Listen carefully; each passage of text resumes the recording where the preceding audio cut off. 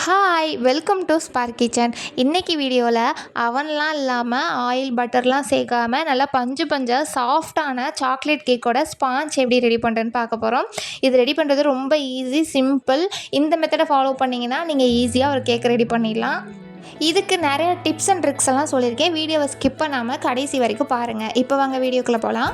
இதுக்கு நான் 8 inch pan எடுத்திருக்கேன். இன்றைக்கி நம்ம செய்ய போகிறது 1 kg சாக்லேட் கேக்குக்கான ஸ்பாஞ்சு. 8 இன்ச் பேன் எடுத்துகிட்டு ஃபஸ்ட் ஒரு தடவை ஆயில் நல்லா அப்ளை பண்ணிவிட்டு அதுக்கப்புறமா நம்ம பட்டர் ஷீட் கட் பண்ணி போட்டு அது மேலே கொஞ்சம் ஆயில் அப்ளை பண்ணி நல்லா தனியாக வச்சுக்கலாம். இப்போ ஒரு பவுல் எடுத்துக்கலாம். அதில் சின்னமாக ஒரு சலட் எடுத்துருக்கோம். இதில் 3/4 கப் மைதா எடுத்திருக்கேன். இது 2/3 கப்பு.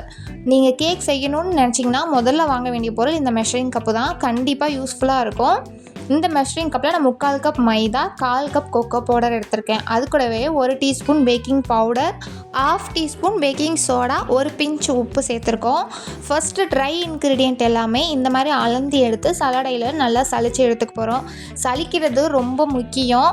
நம்ம அப்படியே சேர்த்துட்டோன்னா கொக்கோ பவுடர் மைதாவில் உள்ள கட்டிலாம் அந்த கேக்லேயும் ஃபார்ம் ஆயிடும். அதனால நம்ம முதல்ல எல்லா ட்ரை இன்க்ரீடியண்ட்டையும் சலிச்சுட்டு எடுத்துக்க போகிறோம். ஆல்ரெடி நம்ம சேனலில் வெண்ணிலா கேக்கோட ஸ்பாஞ்சு, ஐசிங், டெக்கரேஷன்னு டீட்டெயிலான ஒரு வீடியோ போட்டிருக்கோம். அதில் சுகர் சிரப் ரெடி பண்ணுறது, விப்பிங் க்ரீம் எப்படி ஸ்டிக் ஃபீக் வர அளவுக்கு பீட் பண்ணி எடுக்கிறதுன்னு ஃபுல்லாகவே எக்ஸ்பிளைன் பண்ணியிருக்கோம். நீங்கள் இன்ட்ரெஸ்ட் இருந்துச்சுன்னா செக் பண்ணி பாருங்கள். இந்த வீடியோட ஐ கார்ட்லேயும் வைக்கிறேன், வீடியோ கடைசியில் எண்டு கார்ட்லேயும் வைக்கிறேன்.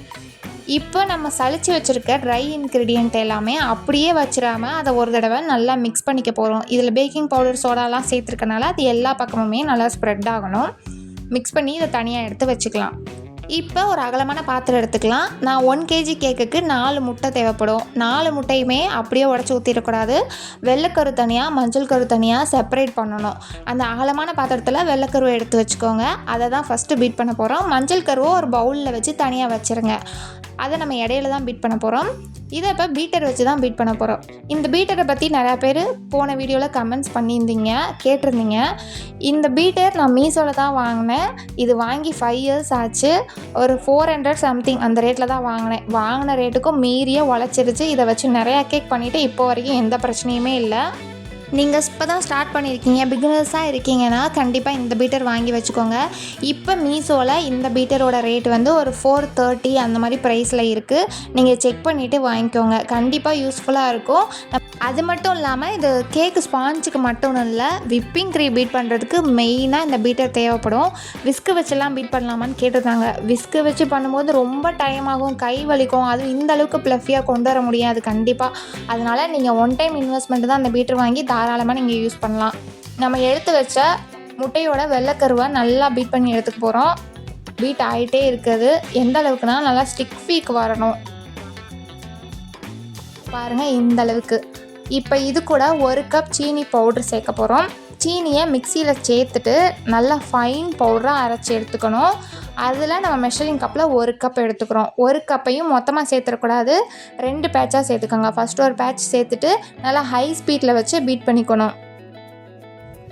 நம்ம சேர்க்குற சீனி பவுடர் நல்லா கரைஞ்சிருக்கணும். கரையாமல் இருந்துச்சுன்னா நம்ம கேக் ஸ்பாஞ்ச் ரெடி பண்ணதுக்கு ஸ்பாஞ்சு கீழே வந்து பிசு பிசுன்னு ஒட்ட ஆரம்பிச்சிரும். கேக் பேட்டரும் சரியாக ஸ்பாஞ்சு உப்பி வராது. அதனால நம்ம சேர்க்குற சீனி பவுடரை நல்லா பீட் பண்ணி எடுத்துக்கோங்க. சீனி பவுடர் நல்லா கரைஞ்சிருக்கணும். அந்தளவுக்கு நம்ம பீட் பண்ணிக்கலாம். இப்போது வெண்ணிலா ஸ்பாஞ்ச் கேக்குக்கும் சாக்லேட் கேக் ஸ்பாஞ்சுக்கும் என்ன வித்தியாசம்னா மைதா சேர்க்குறது தான்.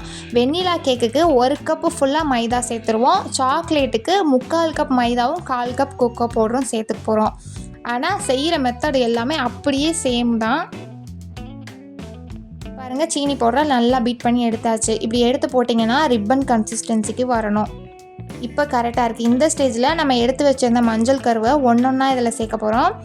இப்போ ஸ்பீடு கண்டிப்பாக ரொம்ப ஸ்லோ ஸ்பீடு கொண்டு வந்துருங்க. ஏன்னா மஞ்சள் கரு சேர்த்துட்டு நம்ம ரொம்ப பீட் பண்ணக்கூடாது. ஸ்லோ ஸ்பீடில் ஒன்றா சேர்த்துட்டு நல்லா மிக்ஸ் பண்ணி மட்டும் விட்டுறணும். ரொம்ப ஹை ஸ்பீடு வச்சு மிக்ஸ் பண்ணோன்னா, பீட் பண்ணோன்னா ஸ்பாஞ்ச் ரொம்ப ஹார்டாயிரும். ஸ்பாஞ்ச் சாஃப்டாக வரணுன்னா இந்த மாதிரி மஞ்சள் கருவை சேர்த்ததுக்கப்புறம் லைட் ஸ்பீடில் கொஞ்சம் கொஞ்சமாக மிக்ஸ் பண்ணிக்கலாம். அவ்வளோதான். இப்போ இது கூட 1 டீஸ்பூன் வெனிலா எசன்ஸ் சேர்த்துருக்கோம். சேர்த்துட்டு அதையும் நல்லா ஒரு தடவை மிக்ஸ் பண்ணிக்கலாம். பண்ணிவிட்டு சளிச்சு வச்சுருந்த ட்ரை இன்க்ரீடியண்ட்டை இதில் சேர்க்க போகிறோம். அப்படியே சேர்த்துட வேண்டாம், அதை 2 பேட்சாக சேர்த்துக்கலாம். ஒரு பேட்ச் சேர்த்துட்டு அதை கொஞ்சமாக பீட் பண்ணிக்கலாம். ட்ரை இன்க்ரீடியன்ட் சேர்த்துட்டும் அதிகமாக பீட் பண்ணிடாதீங்க. லோ ஸ்பீடில் வச்சு கொஞ்சமாக மாவை மட்டும் மிக்ஸ் பண்ணுற மாதிரி பீட் பண்ணி விட்டுருங்க. இப்போ இது கூடவே 1 டேபிள் ஸ்பூன் பால் சேர்த்துருக்கேன். இந்த ரெசிபிக்கு மொத்தமாக 2 டேபிள் ஸ்பூன் பால் வேணும். அதில் ஃபர்ஸ்ட்டு ட்ரை இன்க்ரீடியண்ட் ஒரு பேட்ச் சேர்த்துட்டு அது கூட 1 டேபிள் ஸ்பூன் பாலும், அடுத்த பேட்ச் ட்ரை இன்க்ரீடியண்ட் சேர்த்துட்டு அது கூட 1 டேபிள் ஸ்பூன் பாலும் சேர்த்து மிக்ஸ் பண்ணிக்கோங்க. இது காய்ச்சி ஆற வச்ச பால் சேர்த்துட்டு லோ ஸ்பீடில் இந்த மாதிரி லைட்டாக பீட் பண்ணி விட்டுருங்க.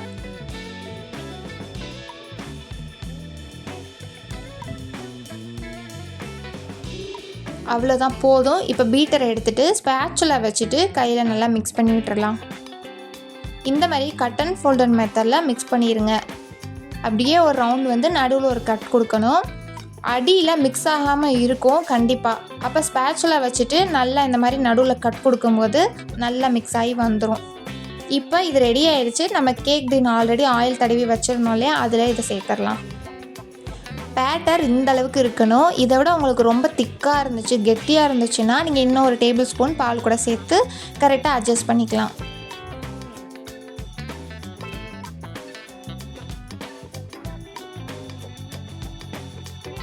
அவ்வளோதான்.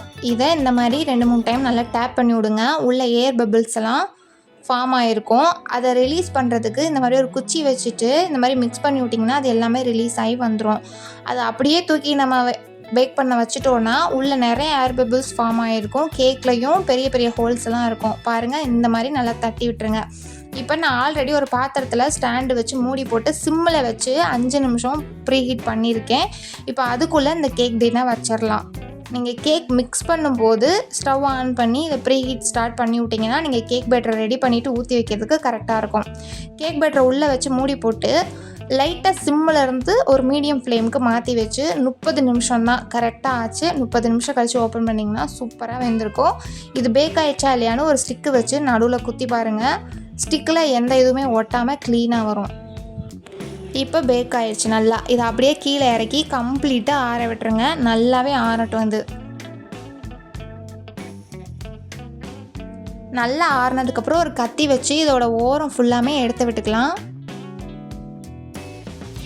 இதுக்கு பட்டர் ஆயிலெலாம் எதுவுமே தேவையில்லை, அது எதுவுமே சேர்க்க வேணாம். பால் மட்டும் சேர்த்திங்கனாவே போதும், நல்லா சாஃப்டாக வரும். ஓரம் ஃபுல்லாக எடுத்து விட்டு இதை டீமோல்ட் பண்ணிங்கன்னா ஈஸியாக வந்துடும். இப்போ மேலே இருக்க பட்டர் ஷீட்டை ரிமூவ் பண்ணிடுங்க. அவ்வளோதான், சூப்பராக ரெடி ஆயிடுச்சு. பார்க்கும்போதே உங்களுக்கு தெரியும் எவ்வளோ சாஃப்டாக இருக்குன்னு. அவனில் வைக்காமல் ஆயில் பட்டர்லாம் போடாமல் நம்ம வீட்டில் இருக்க பாத்திரத்தை வச்சு சூப்பர் சாஃப்டான சாக்லேட் கேக் ஸ்பாஞ்ச் ரெடி பண்ணிடலாம். இதை கட் பண்ணி இதை ஐசிங் எப்படி பண்ணுறது, இதோட டெக்கரேட்டிங் எப்படி பண்ணுறதுன்ட்டு நெக்ஸ்ட் வீடியோவில் பார்க்கலாம். கண்டிப்பாக இந்த வீடியோ பிடிச்சிருந்துச்சின்னா வீடியோக்கு லைக் பண்ணிடுங்க. நம்ம சேனலை சப்ஸ்கிரைப் பண்ணாமல் பார்க்குறீங்கன்னா கண்டிப்பாக சப்ஸ்கிரைப்பும் பண்ணிடுங்க.